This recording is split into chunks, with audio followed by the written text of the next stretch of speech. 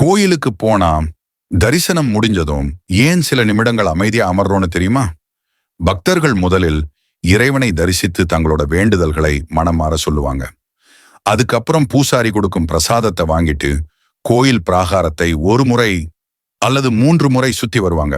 அதுக்கப்புறம் தான் கோயிலின் முற்றத்திலோ அல்லது படிக்கட்டிலோ சிறிது நேரம் அமைதியா அமருவாங்க.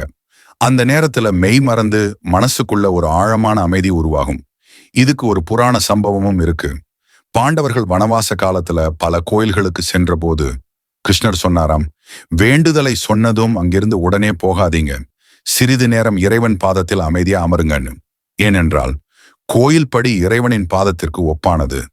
அந்த படிகளில் அமர்ந்து கண்களை மூடி வேண்டிக் கொள்வது இறைவனின் பாதத்தை பிடித்து வேண்டுவதற்கு சமம். அதனால்தான் பக்தர்கள் சிலர் தியானம் செய்வாங்க, சிலர் மந்திரம் சொல்வாங்க, சிலர் இறைவனை பாடல்களால் போற்றுவாங்க. இப்படி முழு நம்பிக்கையோடு அமர்ந்து வேண்டினால் இறைவன் நிச்சயம் பக்தர்களின் கோரிக்கைகளுக்கு செவிசாய்ப்பார். இது போன்ற ஆன்மீக தகவல்களுக்கு நமது சேனலை சப்ஸ்கிரைப் செய்து கொள்ளுங்கள்.